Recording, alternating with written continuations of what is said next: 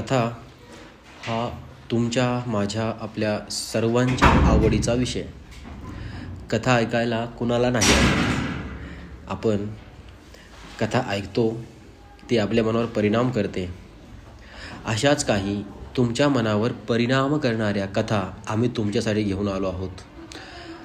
आज आपण वापसी ही कथा ऐकणार आहोत. ही लिहिली आहे अभिराम भडकमकर यांनी. सलीम घरी पोचला तेव्हा साधारणतः 2:30 वगैरे वाजले असतील. करती माणसं आपापल्या उद्योगाला गेली होती. म्हातारी मंडळी जेवून निवांत पडली होती. कुठं कुठं पोरांनी आपले खेळ मांडले होते. कुणी शाळेत गेले होते. सलीमनं आपल्या येण्याची चाहूल द्यावी म्हणून उगीचच सुटकेसनं दार हलवून आवाज केला. व्हरांड्यात पडलेल्या 7-8 ट्रक टायर्सच्या बाजूलाच अब्बाजान मुटकुळं करून पडलेले. त्यांनी डोळे उघडून बघितलं. सलीम दिसताच त्यांनी जरा उठल्यासारखं केलं. हाताची हालचाल केली. चेहऱ्यावर आयास क्या असे भाव उमटवून थोडं हसल्यासारखं केलं. हाताची हालचाल केली. सलीमला जाणवलं त्यांच्या तोंडात एकही दात उरला नाही. सो तुमना उठो मत म्हणत तो आत गेला. अब्बाजाननी परत उशीला डोकं टेकवलं. डोळे मिटले. चेहऱ्यावर त्या सुरकुत्या परत जागच्या जागी गेल्या. दाराच्या आवाजाने क्षमाभाबी धाकट्या भावाची बीबी बाहेर आली. आव, गाडी लेट होती क्या असं विचारून पाणी आणायला आत परतली. सलीमनं सुटकेस ठेवली. खांद्यावरची बॅग आणि पाठीवरची हॅवरसॅक उतरवून तो बूट काढू लागला. 2 वर्षांपूर्वी घेतले होते हे बूट. उंच टाचेचे, तशी त्याला उंच टाचेच्या बुटांची गरज नव्हती. तो होताच 5-11.5. पण तरीही पर्सनॅलिटीला ग्रेस यावा म्हणून त्यानं 1700 मोजले होते. क्षमाभाबीनं पाणी ठेवलं. चाय रखई म्हणत परत आत गेली. या गडबडीनं जरा डोळा लागून पडलेली नजमा भाबी बाहेर आली.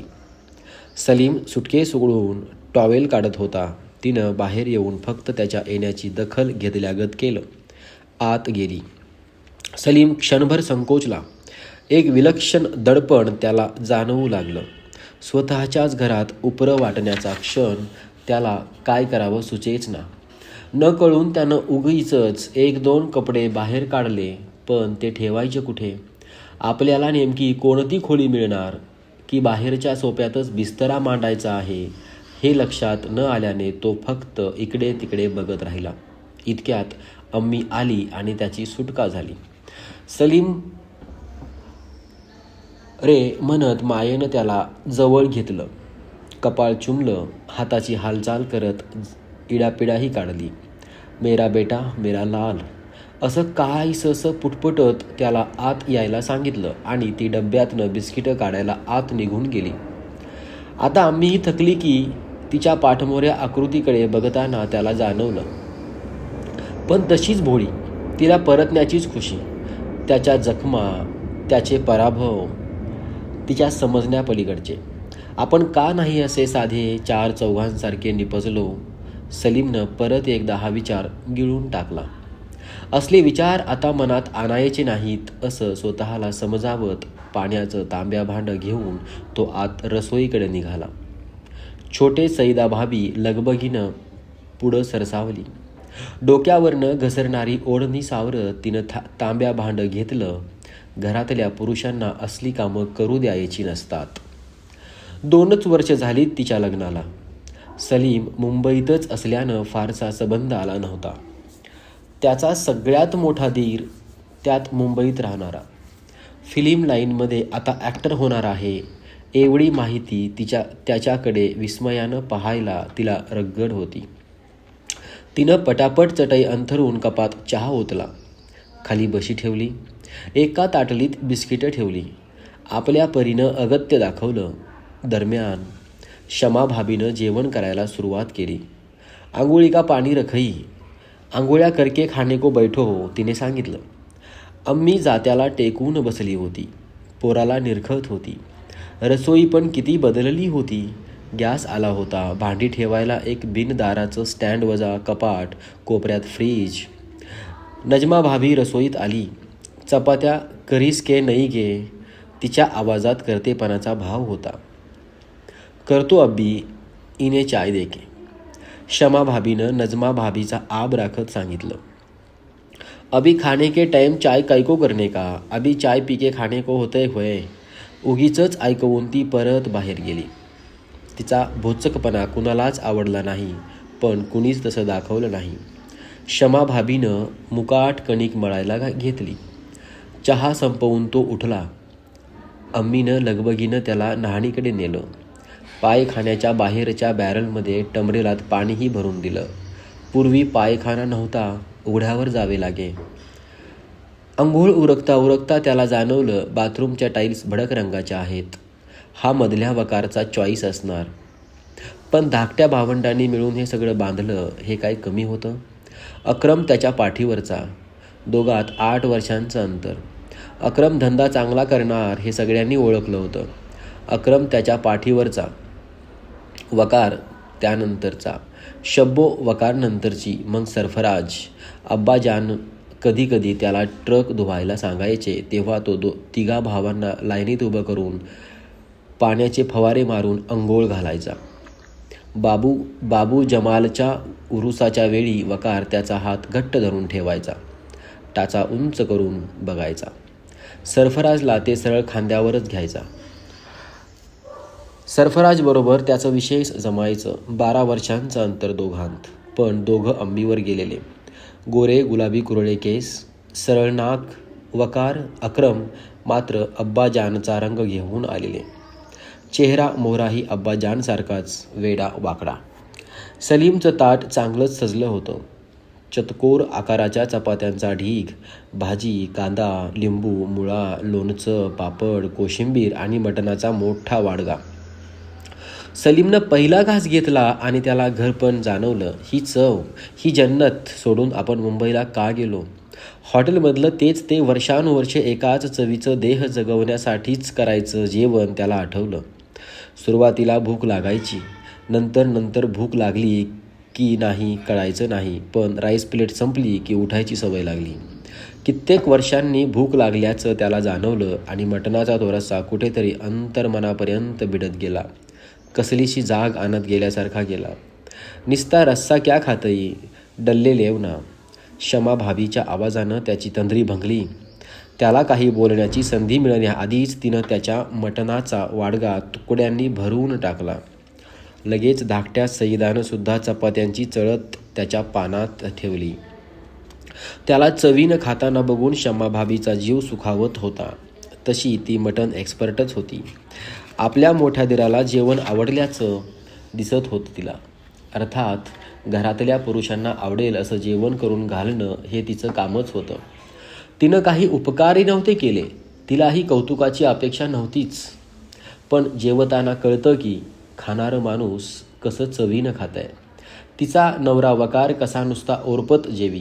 तुकडेही असे चोखी जसे कोणी त्याच्याकडनं हिसकावणारच आहे आणि असे हात धुई ताटात जणू हाताचं शेण खरडवून काढतोय.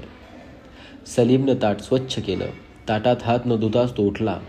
शमा भाभीनं पुढं केलेला तांब्या घेऊन तो न्हाणीकडे गेला. तिचं मन दयेनं भरून आलं. का बरं याला निकम्मा म्हणत असतील? इतका भला माणूस, याचं असं का बरं व्हावं? आणि निकम्मा असणं पाप आहे का? तिचा भाऊ पण काही न करता बसलाच आहे की. कमवत नाही पण टेचात राहतो. दारू ढोसून बायकोला कुटवून काढतो. बायकोची शामतकी मान वर करून बघेल. तिच्या माहेरच्यांनी तिच्या भावाला आहे तसा स्वीकारलाय. हाताच्या 6व्या बोटासारखं त्याचं निकंबेपण सवयीचं करून घेतलंय. तिनं आपलेपणानं त्याचं खरकट उचलून ताटात टाकलं. ताटाभोवती पुसून घेतलं. तिच्या कर्तव्यात ती कमी पडली नाही. बाकी अल्लाची मर्जी. हात पुसता पुसता त्याला शमा भाभीबद्दल विलक्षण जिव्हाळा दाटून आला. जसा लहानग्या वकारबद्दल दाटून यायचा. दोघांनी निकाह केला तेव्हा सलीमला कसल्याशा कामाबद्दल थोडे पैसे मिळाले होते. त्या शादीत त्यानं काय काय वस्तू देऊन ते उधळवून टाकले होते. दिरानं नवऱ्याला चक्क कॅमेरा प्रेझेंट दिल्याचं बघून शमा भाभीच्या माहेरच्यांचे डोळे फिरले होते. सरफराजनं तर बडे भैया फिल्म में काम करेंगे तब देखना गाडीच लाएंगे असं जाहीर करून टाकलं होतं. तेव्हा डोळ्यात स्वप्न होती, मनात उमेद होती, अंगात धमक होती. हळूहळू वास्तवाचं भान आलं आणि स्वप्न, उमेद, धमक सगळं विझत गेलं. आतून कसलंसं रितेपण येत गेलं. शेवटी तर केवळ ईदच्या दिवशी ईदी देता येईना म्हणून ईदला येणं बंद करून टाकावं लागलं आणि घरालाही त्याच्या नसण्याची सवय होऊन गेली. सरफराज ट्रकवर जायला लागला. शब्बो लग्न होऊन गेली. अक्रमनं दुकान टाकलं. वकारला हाताशी धरून ते वाढवलं. सगळं सुरळीत झालं. त्याच्या नसण्यानं फरक पडला नाही. सलीमच्या मनात मात्र हे घरच मुख्य ठाणं होतं. मुंबईत त्यानं मनातल्या मनात कितीही घरं बांधली, बंगले बांधले, महाल उभे केले तरी घर म्हणून त्याला हेच दिसायचं. कोल्हापुरातलं ते पत्रे आणि कौलाचं बसकं घर. आधी तो छोट्या सरफराजला डिस्नेलँड दाखवायची स्वप्न बघायचा. वकारला स्पोर्ट्स बाईक गिफ्ट द्यायचं स्वप्न मनात खेळवायचा. अम्मी आब्बांना मक्याला नेऊन आणायचे बेत करायचा हिरो झाल्यावर. काळ पुढे सरकत गेला. सरफराजचं डिस्ने बघायचं वय मागे पडलं. वकारही मोठा झाला, पण सलीम अजूनही धक्केच खात होता. या धक्क्यांत त्याला सुखावणारी स्वप्न बदलली, संपली मात्र नाहीत. अक्रम वकारच्या मुलांना नेऊन डिस्नेला, सरफराजला हनीमूनला पाठवू स्वित्झर्लंडला. हे सगळं सुखी झाले की त्यातच आपल्याला सुख आहे. वेगळ्या सुखाची गरजच काय. सलीमनं बघितलं हे सगळं त्याच्याशिवायही सुखी दिसत होते. आयुष्यात स्थैर्य आलं होतं. घरचाही कायापालट झाला होता. भडक रंगांच्या सनमायकांची कपाटं काढली होती भिंतीत. एक अवाढव्य सोफा, टीव्ही, भिंतींना प्रत्येकाच्या लग्नावेळी रंगही दिलेले दिसत होते. पैसे असते तर आपण घर असं चकचकीत नसतं केलं. मुंबईत प्रोड्युसरची, हिरोंची घरं कशी डिसेंट असतात. रंगसंगती, निवडलेल्या चीजा, फर्निचर. पण महिन्याचं भाडंही कसंबसं भागायचं. बंगला वगैरे फार दूरचं होतं. हात पुसून सलीम परत सोफ्यात आला. त्याला काय करावं सुचेच ना. एक वाटलं अम्मीच्या कुशीत शिरून हमसून रडून घ्यावं. गेल्या 12 वर्षांतले गिळलेले अपमान, खाल्लेल्या कस्ता, अशा निराशेच्या झोक्यावरचं ते अनिश्चित जगणं सगळं तिला सांगावं. पण गळ्यातला आवडा त्यानं मागं परतवला. या वयात बिचारीला 40कडे झुकलेल्या लेकाचं आसू बघायची वेळ काय येऊ द्यायची आपण. तिचा काय गुन्हा. खरं तर आपला तरी काय गुन्हा. सपने बघणं हा वकार अक्रमसारखं निमूट नाकासमोर नाही चाललो. तो तसाच निमूट सोफ्यावर बसून राहिला. शमा भाभी आली. तिनं हातावर बडीसॉफ ठेवली. थोडा सो, सईदा चटई लगा रही है. त्याचं मन थोडं हलकं झालं. सईदा भाभीच्या लगबगीनं त्याला ओलावा जाणवला. आपण आपल्या माणसांत आहोत या जाणीवेनं त्याला बरं वाटलं. चटईवर पहुडता त्याला वाटलं आपण घरच्याच कुशीत आहोत. क्षणभरासाठी मळप दूर झाल्यागत झालं. फार झटला होता तो मुंबईत. स्टुडिओच्या चक्रा मारून पाय दुखून यायचे. बस लोकल्सना लटकून काम मिळेल या उमेदीनं प्रोड्युसर्स, डायरेक्टर्सच्या बंगल्यांचे उंबरडे झिजवले होते त्याने. 5-11.5 उंचीचा, सरळ नाकाचा, धारधार नजरेचा आणि तगड्या शरीराचा हा जवान हिरोच व्हायच्या योग्यतेचा होता. बस एक मौका हवा होता. पण कुठे काय चुकलं होतं अल्ला जाणे. तो एक मौका हाताशी आला नव्हता. मौका मिळण्याच्या त्याच्या कल्पनाही तशा सरळसोट होत्या. मुंबईत जायचं, स्टुडिओच्या चक्रा मारायच्या, डायरेक्टर प्रोड्युसर्सना भेटत राहायचं. एखादी छोटी भूमिका मिळाली की त्यात आपल्या ॲक्टिंगची झलक दाखवायची. मग बडा मौका. आणि मग काय, मेहनत आणि किस्मतच्या साह्याने जमेल तितकं कामयाब होत राहायचं. मेहनतीत तो कमी पडत नव्हता, पण किस्मत मेहरबान होत नव्हती. त्यासाठीही त्यानं आपल्या परीनं कोशिश केलीच होती. कुठल्या दर्ग्यात जात राहिला. हातात वेगवेगळ्या अंगठ्या आणि गळ्यात कसकसले ताईत बांध आले. दंडात सुद्धा काळा दोरा आला. पण कुर्ल्याच्या त्या गलिच्छ वस्तीतला त्याचा बिस्तरा तेथेच पडून राहिला. 10x10च्या त्या ओंगळ खोलीत अजून 6 जण होते. त्यातले 2 बिहारी मुकाट काम करून गाव में पैसे भेजनेवाले. एक म्युझिक डिरेक्टर व्हायला आलेला. उरलेले 2 त्याच्यासारखेच हिरो व्हायला आलेले, रामपाल आणि परमार. पैकी परमारने हिरो बिरो बनना मुश्किल है, भूके पेट मरने की लाईन म्हणत मुकाट एक्स्ट्राची कामं करायला सुरुवात केली होती. गर्दी बिर्दीच्या सीनमध्ये दिसायचा तो. म्युझिक डिरेक्टरनी हॉटेलात गायला सुरुवात केली होती. त्याच्या पोटाचा प्रश्न मिटला होता. सलीम फक्त पोट घेऊन नव्हता आला, त्याच्या डोळ्यांतल्या सपनांनी त्याला ही वाट धरायला लावली होती. हे ख्वाब बडे निष्ठुर असतात. त्यांना कळतच नाही की त्याचा बोज उचलून चालणाऱ्या पायांना किती तकलीफ होते. डोळ्यात ख्वाब भरले की डोळ्यांना काही दिसेनासंच होतं. म्हणूनच अम्मी अब्बांच्या म्हणण्याला विरोध करून त्यानं मुंबई गाठली होती. तेव्हा ते ख्वाबच त्याच्या सोबतीला होते. त्या गलिच्छ खोलीत त्यांचीच महक त्याला उमेद यायची. संडासला सुद्धा लाईनीत उभं केलं त्यांनी याला, पण उमेद दिली की उद्या हे सगळं बदलेल आणि त्या खूबसूरत उद्याच्या नादानं पोरं पार चोळामोळा करून टाकला त्याच्या 12 वर्षांचा. या खूबसूरत उद्यासाठी डोळ्यातले आसू परतवले त्यानं, उपास काढले, अपमान गिळले, पण आज त्या उद्यावर त्याचा भरवसाच राहिला नाही. गेल्या 12 वर्षांतले सगळे आसू एक साथ गोळा झाले आणि नाउमेदीच्या लाटेनं डोळ्यांच्या कानाकोपऱ्यात शेवाळ होऊन चिकटून बसलेले ते ख्वाब धुवून काढले. रिकामे डोळे घेऊन सलीम वापस घराकडे आला होता. पडल्या पडल्या सलीमला चटईची ऊब जाणवली, ओळखीचा स्पर्श जाणवला. लहानपणी उन्हाळ्यात घरासमोरच्या अंगणात अशाच चटया घातल्या जायच्या. वकार, अक्रम, सरफराज त्याला बिलगून झोपायचे.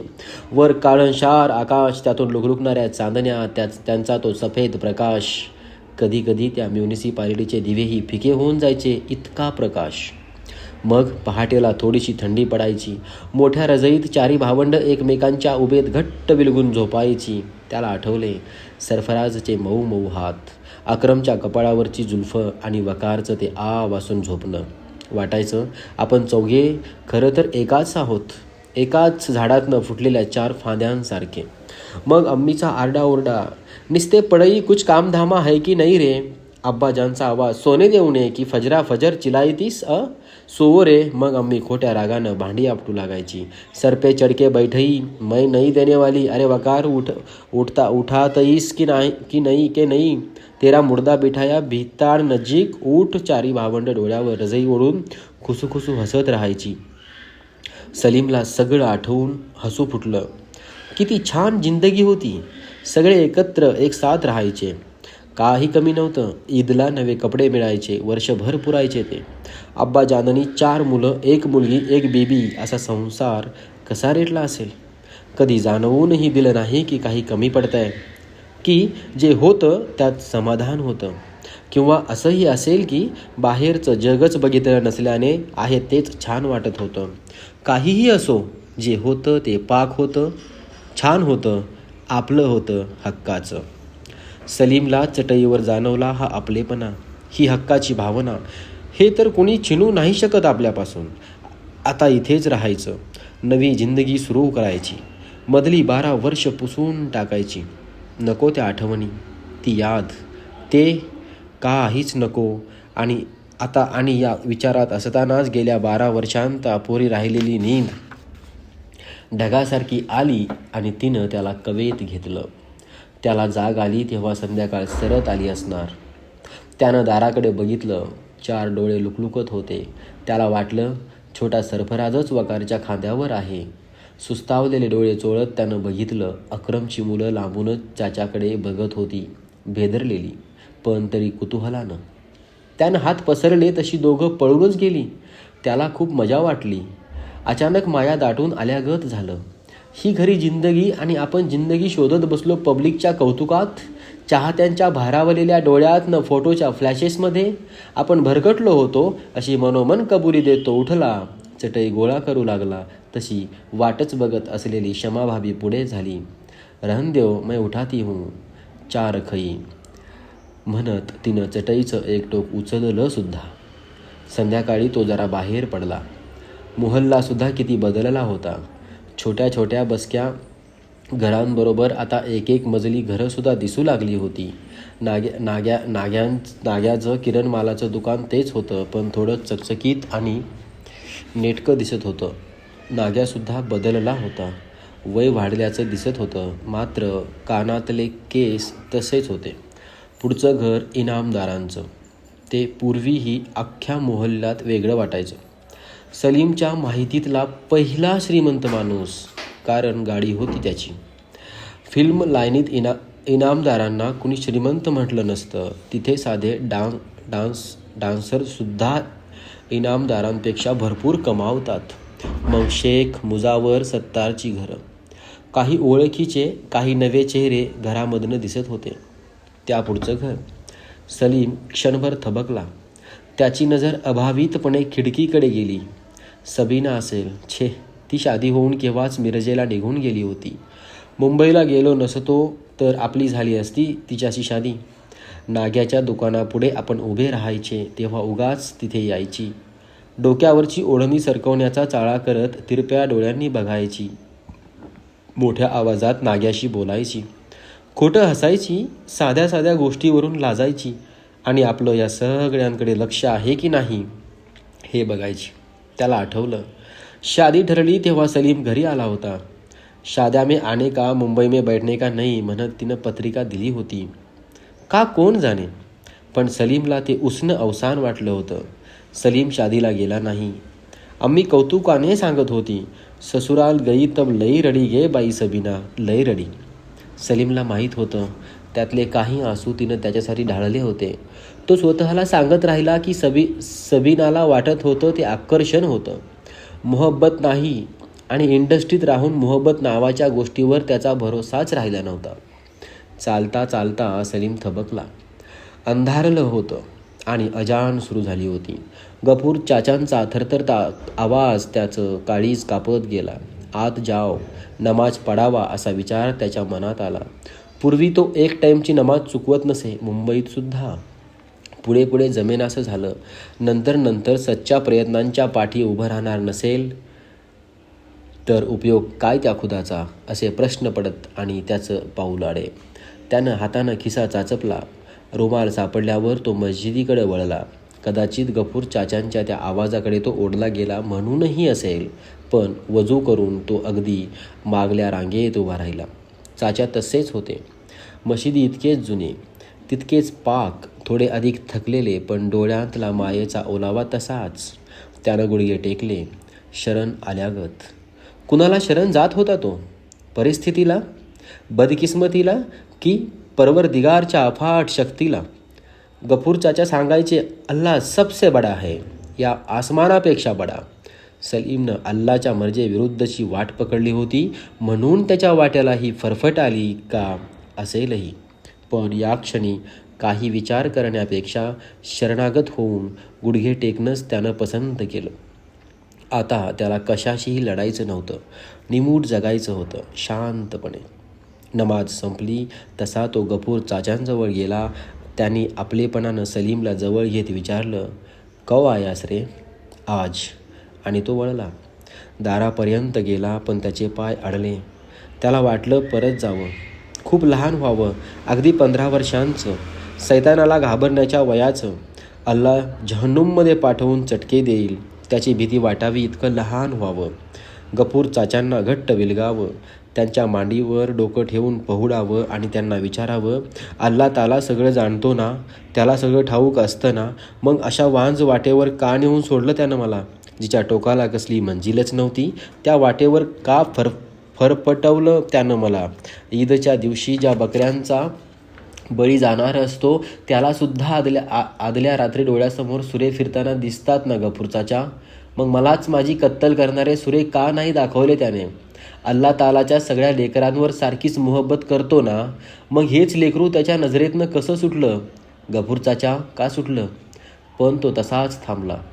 हा 25 वर्षांचा फासला भरून काढणं आता शक्य नव्हतं. एका ठिकाणाहून मुळं उपटून घेऊन दुसरीकडे रुजण्याची गलती करणाऱ्या सलीमपेक्षा अनेक वर्ष सारा जन्म एकाच जागी घट्ट उभे राहून अजाण देणारे गफूर चाचा अखेर शहाणे ठरले होते. त्याने डोळ्यात तरारलेल्या पाण्याबरोबर हे विचार झटकून टाकले आणि घराच्या दिशेनं निघाला. आता काही दिवस कसलाच विचार करायचा नाही. उद्याचा तर नाहीच नाही. मग बघू काहीतरी कामधंदा करू. पोट भरणं काही अवघड नसतं. ते तर कुत्ते बिल्लीसुद्धा भरतात. अवघड असतं या मनाचं समाधान. आपण हरलो ते यात. आजूबाजूला टिचभर पोटालाच शरण गेलेली माणसं दिसतात. त्या पोटासाठीच जगतात आणि ती जिंदगी पण अशी की मौत बेहत्तर तिच्यापेक्षा. त्याला एकदम इंद्राणीच आठवली. ॲक्ट्रेस व्हायला आलेली बिचारी एड्सनं गेली. तिच्या मयतीला सलीम आवर्जून गेला होता. शांत झोपल्यागत पहुडली होती. वर जाऊन देवाला विचारला असेल तिने खडसावून, बघू तुझा कसला नरक आहे तो. आपली हालत यापेक्षा बरी. सलीमला वाटून गेलं अपमान झाले. उपास काढले पण इंद्राणीसारखा नरक वाट्याला आला नाही. रामपालसारखं बायांच्या तुकड्यांवर मिंद आयुष्य जगलो नाही. 12 वर्षांनी का होईना पण अल्लाह तालानं घरात वाट दाखवली. 40शी सरत आली. अजून 20-25 वर्ष हातात आहेत म्हणजे 65 वर्षांच्या आयुष्यातील 10 वर्ष म्हणजे काहीच नाही. आपण फार काही गमावले नाही या विचाराने त्याला हुरूप आला.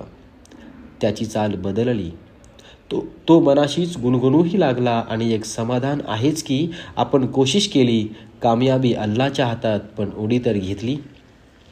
नाही गाठला पलीकडचा तीर, पण न बुडता वापस तर आलो. या वापसीची बुद्धी दिली म्हणून अल्लाचे आभारच मानायला हवेत. अजून शरीरात ताकद आहे. हातपाय हलवू, सगळं विसरवून नवी जिंदगी सुरू करू. अचानक त्याला जाणवलं कुणीतरी त्याला हाक मारतंय. तो थबकला. नाग्याच्या दुकानापुढे शौक्या उभा होता. शौकत. तो त्याच्याकडे गेला. कौ आयास आज, तू रिक्षा पे नहीं गया. शौक्याच्या स्वरात एक प्रौढी आली. दुकान डाला न मैंने शाहूपुरी में, रिक्षा छोटे भाई को दिया, चकोट दिया. शौकतनं चहा मागवला. सलीम, मैंने सुना कि तू जाण्याला नाहीस वापस बंबई. कोण बोल्या. सरफराज मेरे को बोल्या. सलीमला काय बोलावं सुचेना, पण शौकतच बोलत राहिला. इधर क्या काम करने वाला हैस तू अभी. पैसा वैसा तो लई जोड्या आचिंगा. फिल्मी इंडस्ट्री में लई पैसा मिलते सुना मैंने. कत्ता लाया आचिंग तूने. 2-3 लाख. अभी क्या दुकान डालने वाला हैस तू के दुसरे काम करेंगा. खरं तर सलीमला त्याच्या आगाऊपणाचा राग आला, पण वरवर अभी कुछ सोचा नाही म्हणत त्यानं चहा संपवला आणि तो उठला. त्याच्या या निर्विकारतेमुळं शौकत अधिकच जवळीक दाखवू लागला. बता ना, रिक्षा ट्रक खरीद के भाडे पे लगाण्याला आहेस क्या. सलीम थांबला. आता गप्प राहून चालणार नव्हतं. शौकतसारख्या बालमित्रापासनं लपवायचं तरी काय. शौक्या, मेरे पास कुछ नहीं है रे. 2000 रुपया आचिंगा. क्या बोलताईस. निस्ता 2000. उधर तो एक पिक्चर का लाख रुपया मिलताय ना. आता सलीमला राहावे ना. त्याला वाटलं आपल्याला परत रडू येत आहे. मिलतई, हीरो लोगों को मिलतई, मेरे जैसे लोगों को नहीं. जिसको मिलतई चप्पर फाड़ के मिलतई, मेरी किस्मत में ही नहीं था. तेरे से क्या छिपाना, महीने का खर्चा निकालने का मुश्किल है. त्याला वाटलं शौकतच्या हात पुढं होऊन त्याचे थरथरते खांदे घट्ट धरतील. तेवढंही पुरलं असतं त्याला, पण शौकत तसाच उभा होता. त्याच्या डोळ्यात अविश्वास दिसत होता. रस्त्यावरच्या ट्यूबलाईटचा प्रकाश दोघांच्या चेहऱ्यावर पडत होता. दोघांच्या सावल्या जमिनीवर पडल्या होत्या. काही वेळा फक्त लांबवरून येणारे पोरांच्या खेळांचे आणि कुठकुठल्या देवळांतल्या घटांचे आवाज येत राहिले. सलीमला ओशाळल्यागत झालं. आपण असं मोकळं व्हायला नको होतं. आपल्या जखमा उघड करायला नको होत्या. त्याला स्वतःचाच राग आला. चल आतू मैं, एवढंच बोलून तो निघाला. जाता जाता नाग्याकडनं त्यानं थोडी चॉकलेट्स वगैरे घेतली. घराकडे परतला. घराचं दार आपल्यासाठीच उघडं असल्यासारखं वाटलं त्याला. नाहीतरी आजकाल उघडी दारं राहिलीत कुठे. मुंबईत तर नाहीच. तो आत गेला. मुलांना चॉकलेट्स दिली. त्यांच्या भोवती जमून त्यांचा कल्ला सुरू झाला.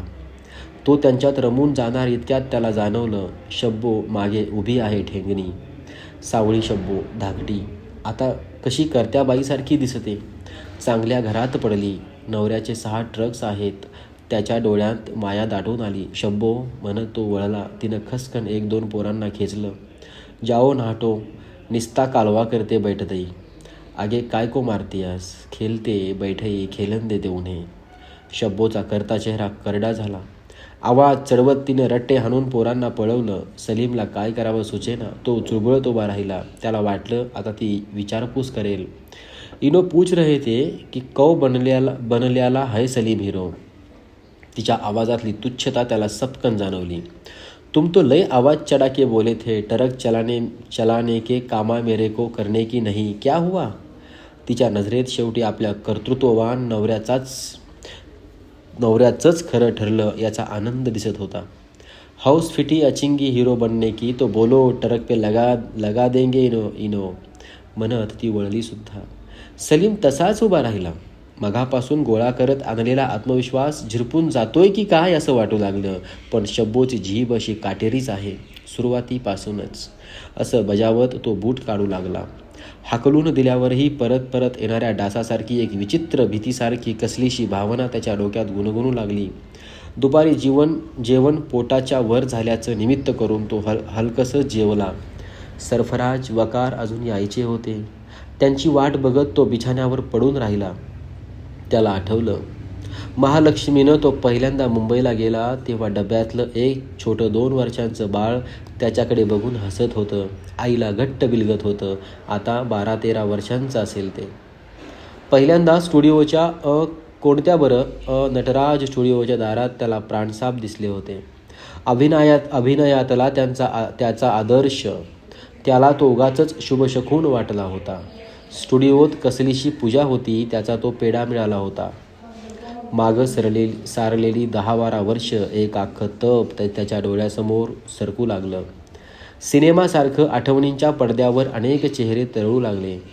इंद्रा आणि रामपाल, ते दोघं प्रोड्युसर्स, धर्मेंद्र, रीना रॉय, मधूनच सबीना, गफूर चाचा, ट्रेनला लटकलेल्या, कुठंतरी पोहोचण्यासाठी निघालेल्या बिनचेहऱ्यांच्या गर्दीचे पुंजके, ट्रॅफिक सिग्नल जवळचे भिकारी, आकाशात घुसून दादागिरी करणाऱ्या भव्य इमारती, गटारातल्या प्लॅस्टिकच्या रंगीबेरंगी पिशव्या, रुळालगतची घरं, संडासला बसलेली माणसं, महारोगी आणि या सगळ्याचा रंग माखून घेतलेली धुळीनं भरलेली कबुतरं, त्यांचा मधूनच डोकावणारा उरला सुरला निळसर रंग, बंद गिरण्यांची धुराडी, रात्रींचा झगमगाट, दिवे, स्कॉच, मोसंबी, नारिंगी, भिंतीचे पोपडे, घाम घाम घाम. अचानक दी एंडची पाटी येऊन सिनेमा संपावा तसं त्याला जाग येऊन भान येईपर्यंत अर्धा 1 मिनिट गेलं. घामेजून गेलेलं अंग, गोळा झालेली चादर, त्याला खूप बरं वाटलं. जणू 12 वर्ष परत एकदा जगून घेतल्यासारखं झालं त्याला. तो उठला. त्याला जाणवलं रसोईत अजून जागा आहे. बहुधा बाही लोक जेवत असतील. त्याच्या मनात अचानक मोठ्या भावाची माया दाटून आली. हे सगळं आपलं आहे रे. हे घर, ही माणसं, ते आपलं नव्हतंच. नकोच ते आपल्याला. रसोईच्या दिशेने निघाला. जमलं तर तो सगळ्यांना मिठीत घेणार होता. सांगणार होता, चलो बचपन के जैसा मैं नहाने को डाल दूं तुम ना. हम हाजी मलंग को जाएंगे, विशाल गड पे लेके जातू तुम ना.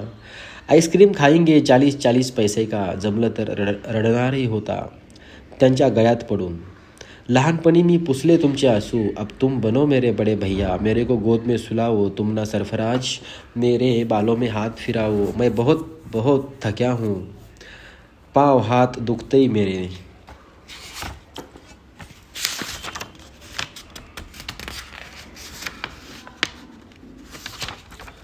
अम्मी को बोलने का नहीं, मगर बीपी है मेरे को. डॉक्टर बोला घर में रहो, घर का खाना खाओ. अब नहीं होता मुझसे. जिंदगी ने लई बड़ा तमाशा किया मेरा. अब हार्या. अब तुम साथ रहो, मैं हार्या. सांगून टाकणार होता कदाचित की कुत्ते का जिंदगी जिया तुम्हारा बड़े भैया. प्रोड्यूसर लोगों को पान ला के दिया, उनकी गाड़ी धोया, गाली खाया. बस अब तुम लोग ही मी मेरी जिंदगी हो. किंवा सरफराजचा हातात घेऊन फक्त आसूंनी भिजवून टाकणार होता. 12 वर्षात या मुंबईनं एवढंच दिलं मला. ओंजळभर आसू, तेच घेऊन वापस आलोय. फक्त तेच आहेत माझ्याकडे. आता स्वप्नांचे, महत्वाकांक्षेंचे, आस उमेदीचे सगळे कपडे उतरवून निखळपणे उभा राहणार होता तो त्यांच्यापुढे. तो दाराजवळ गेला. शब्बो बोलत राहिली होती. मेरे मदर को एक आदमी का वजह नहीं, मेरे मर्द को एक आदमी का वजह नहीं. मस्त 25 लोग फुकट की रोटी तोड़ते ही हमारे घर में. मगर भैया को बोलो सिनेमा का नाव कहीं नहीं काटने का. तो थबकला. फिर रहने दो भैया को इधर. अचानक सरफराज उठला. क्या रहने का दो. आओ 2000 रुपये है बोले जेब में. निस्ते 2000. कल को हिस्सा मांगे घर में, दुकान में तो. अम्मी मध्येच बोलली. घर में हैच की उसका हिस्सा. अकरम हंसकन वरडला. हिस्सा. छत मैंने डाल्या, फर्शी बिठाई, रंग मारा, कपाटा काढ़ा, इतना खर्च किया और अब यह हिस्सा मांगेगा. मैं नाही देण्याला. शब्बोने अम्मीला गप्प केलं. अब्बाजांना बाजूला मुटकुळं होऊन पडलेले त्यांचं मत कुणी विचारलंही नाही. दुकान तो हमनेच डाल्या, भैया का संबंधच नाही उसमें. वकार फुतकरला. तिन्ही सुना चुपचाप ऐकत होत्या. नजमाच्या नजरेत आता पतीच्या गैरहजेरीत असणारा तोरा दिसत नव्हता. ती मुकाट्यानं वाढत होती. अभी क्या करने का बोलो. शब्बोनं मुद्द्याला हात घातला. भैया को वापस जाने को बोलो. हाँ सरफराज. सरफराज सलीमचा विश्वासच बसेना. नाही गये तो. अक्रमनं विचारलं. सरफराजनं अक्रमवरची नजर काढून घेतली. अम्मीकडं बघत तो उठला. अम्मी तुम बोलो उन्हें. बोलो झगड़ा करके कुछ भी नहीं मिलण्याला. फिर भी नहीं गये तो. अक्रम जणू काहीतरी वधू बघत होता त्याच्या तोंडून. फिर कुछ भी होईगा. सरफराजनं नजर चुकवत बोलून टाकलं. आता अम्मीचा आवाज कातरत होता. बड़े भैया पे हाथ उठाने का है तुम ना. शर्म है कि नहीं रे तेरे को. मुर्दा घालाया तेरा मिट्टी में. ए गप गे. 12 साल बम्बई में मजा मारते बैठई होर अब आए इधर फुकट का खाने को. उनको बोल के हमना. सलीमनं पुढचं ऐकायला थांबलाच नाही. तो परत आपल्या बिस्तरजवळ आला. आपल्याला राग आलाय, दुःख होतंय की त्याला कळेच ना. अत्यंत निर्विकारपणे त्यानं तकिया जवळ ओढला आणि काळोखात कुठेतरी डोळे लावून निपचित पडून राहिला. रात्रीच्या अंधारात स्टुडिओच्या गोडाऊनमध्ये पडलेल्या पुतळ्यासारखा. म्हटले तर निर्जीव, म्हटले तर जान असलेले. राग, दुःख, पश्चाताप सगळ्याच्या पलीकडे गेल्यासारखा. आपण आपल्या शरीरापासून विलग होत असल्यासारखं वाटू लागलं त्याला.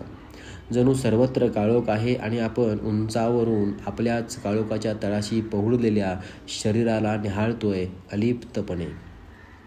काळोखाची झाली खबर आणि त्यात ते शरीर इंतजार करतंय कयामतच्या दिवसाचा. रेल्वे स्टेशनच्या कलकलाटाच्या वरची पट्टी लावत गाडीनं शिट्टी दिली तसा त्यानं सरफराजचा हात घट्ट दाबला. त्याला पोटाशी धरलं. डब्यात चढता चढता त्याला जाणवलं अजूनही तो हात आपण सोडलेला नाही. शाळेत वर्गात शिरताना सरफराज असंच करायचा. मोठ्या मुश्किलीनं सोडवून घ्यावा लागायचा हात. सरफराजनं हात सोडवून घेतला. गाडी हलली. पहाटे कधीतरी त्याला जाणवलं डोंबिवली मागे पडतंय. तो उठला, दाराशी गेला. कल्याण, ठाणे, मुलुंड, कुर्ला, सायन, दादर. गाडी भयानक वेगानं मुंबईच्या पोटात शिरली होती. त्यानं सुटकेस उचलली. खांद्यावरची बॅग सावरत तो VT स्टेशनला उतरला. क्षणभर त्याला काही सुचेच ना. खूबसूरत कलचे ख्वाब घेऊन जगण्याची सवय झालेल्या सलीमला वर्तमानात कसं जगायचं तेच कळेना. पाठीमागून गर्दीचा एक लोंढा आला आणि गोंधळून गेलेला सलीम पुढे ढकलला गेला. आपण नेमकं कुठं चाललोय त्याला कळेना. स्वतःला नियतीच्या स्वाधीन केल्यागत तो गर्दीत मिसळून जाऊ लागला. महासागरासारखं सगळ्यांना सामावून घेणाऱ्या मुंबईला एक सलीम जड नव्हता. 4 चौघासारखी जिंदगी नाकारून नाव कमावण्यासाठी, स्वतःची पहिचान बनवण्यासाठी आलेला सलीम त्या विराट गर्दीच्या उदरात विरघळून गेला, दिसेनासा झाला.